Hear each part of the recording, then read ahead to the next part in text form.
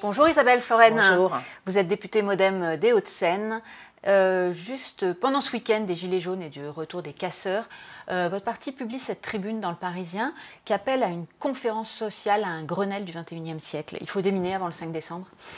Il faut surtout se dire que, et c'est ce qu'a voulu notre groupe, que rien n'était complètement réglé en France après un an justement des Gilets jaunes. Certes, le gouvernement a apporté des réponses, on ne peut pas les nier, des réponses financières, mais la crise sociale, pour nous, reste très présente dans la population. On voit que ce mouvement est encore soutenu par les Français. Certes, les manifestations ne sont plus soutenues par les Français, mais la crise profonde, la crise de défiance, pour nous, repose en partie sur des inégalités, et là-dessus, nous pensons c'est pas résolu. Qu'il y a les 17 milliards, tout ce qui a été fait depuis quelques mois ne suffit pas, il faut faire plus d'après vous. Le gouvernement a fait beaucoup de choses. Le gouvernement a mis 17 milliards, le gouvernement prime exceptionnelle aussi, heures défiscalisées, heures supplémentaires défiscalisées. Là, on attend des choses importantes et que nous attendons depuis longtemps sur l'hôpital. Donc le gouvernement fait des efforts.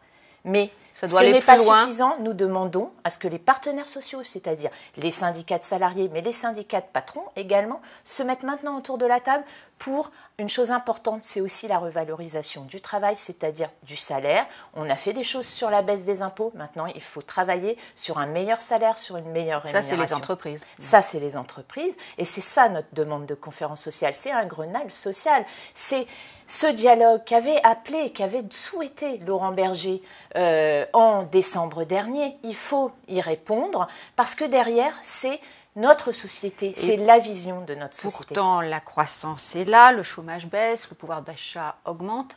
Il faut donc encore plus.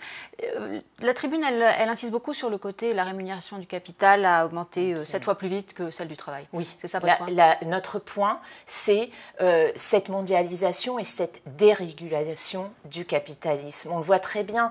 Moi, je repars sur Henry Ford, au début du siècle, du XXe siècle. Il disait quoi? La bonne rémunération, la juste rémunération entre un ouvrier, et il s'y connaissait, il a développé le Fordisme, et c'est quand même pas rien. La bonne rémunération, le bon équilibre, c'est de 1 à 40 entre le salaire d'un ouvrier et le salaire du patron. Regardez maintenant les équilibres, le déséquilibre. Le capital rémunère sans cesse plus les patrons, les actionnaires, les grands patrons du CAC 40. Quand on voit les dividendes versés encore cette année, les 40% d'augmentation des dirigeants.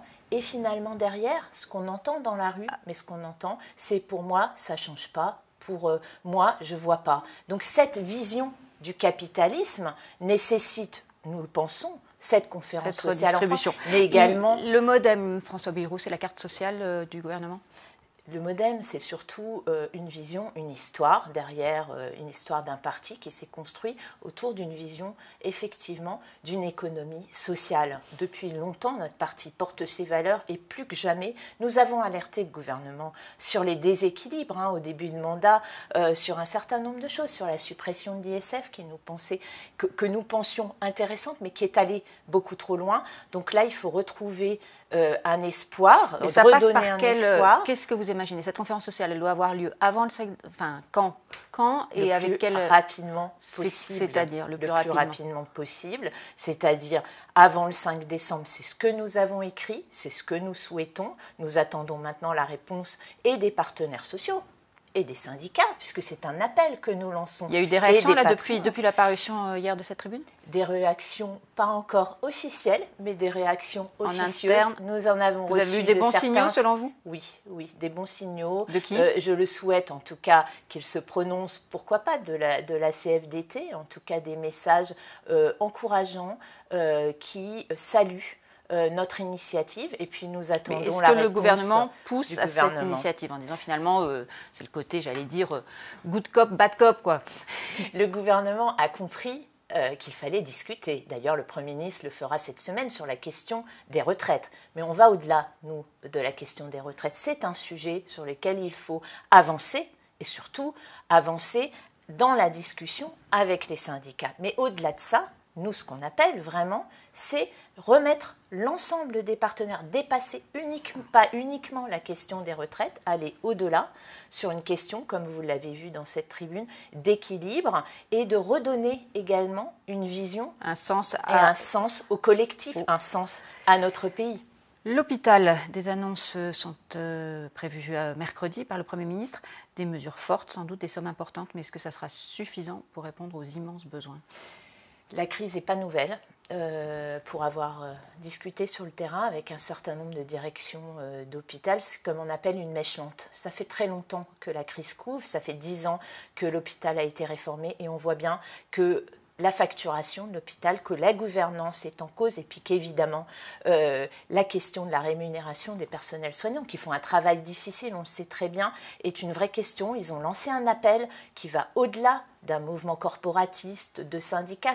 La semaine dernière, il faut les entendre. Le gouvernement et surtout le président a pris, me semble-t-il, la mesure de leur souffrance. Les annonces sont attendues. Je pense qu'elles ont peut-être un peu tardé. Notamment sur la question des urgences. Maintenant, c'est une bonne chose qu'elles arrivent par rapport à aux premières annonces. Vous voulez dire qu'Agnès Buzyn n'a pas forcément pris la mesure de la crise et de la réponse qu'il fallait y apporter ? Pas suffisamment, malheureusement. Et là, le président et son Premier ministre vont faire des annonces mercredi. C'est une très bonne chose quand on entend ces personnels pour les voir agir auprès des malades tous les jours. Dans ces structures, le président a dit l'hôpital public est un socle fondamental. On a pris des mesures en termes de numerus clausus pour accroître le nombre de médecins, mais tout ça va prendre du temps. Et l'urgence, elle est là. Les municipales, les discussions entre le MoDem et La République En Marche sont un peu tendues. Ça n'avance pas très vite. Chacun s'observe un peu en chien de faïence. Il va falloir crever l'abcès.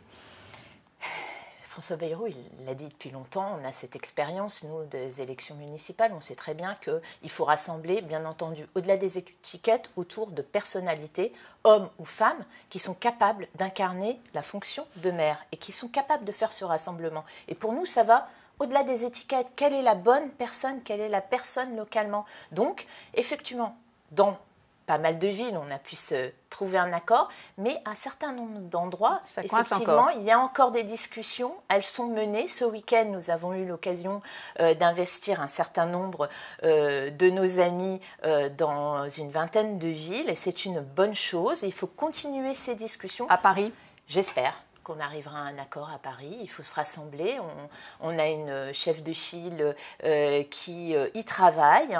La fédération parisienne du MoDem est prête à ce rassemblement autour d'un projet commun, ce qui est important, pour redonner une meilleure gestion et une vision réellement ouverte, écologique et ouverte à tous de cette ville de Paris. Et ce n'est pas le cas actuellement. Puis aussi une prise de décision partagée. Je suis sûre qu'on pourra se mettre d'accord avec La République En Marche. Le 6 décembre, François Bayrou et Marielle de Sarnez sont convoqués en vue d'une mise en examen. Il se passe quoi après ? Il se passe quoi ? Il se passe une enquête qui se poursuit, enfin, après 2 ans et demi d'attente, de rien. Ben voilà, l'enquête avance depuis 2 mois. C'est la suite logique, on verra ce que les juges décideront. Si mise en examen il y a, mise en examen il y a, et bien écoutez, nous déciderons. En tout cas, la mise en examen, vous le savez bien, c'est aussi la possibilité de s'expliquer, la possibilité de prouver, et je suis sûre et je leur fais confiance, de prouver qu'ils n'ont rien fait d'illégal et que nous avons les preuves, en tout cas c'est ce que nous dit le MoDem et je leur fais confiance, de continuer notre parti et de continuer à mener cette enquête sur des bases sereines. Voilà ce qui s'est dit ce week-end lors de notre Conseil national. Donc François Bayrou et le reste des dirigeants sont sereins maintenant et quelque part soulagés que les choses avancent. Merci beaucoup Isabelle Floren. Merci.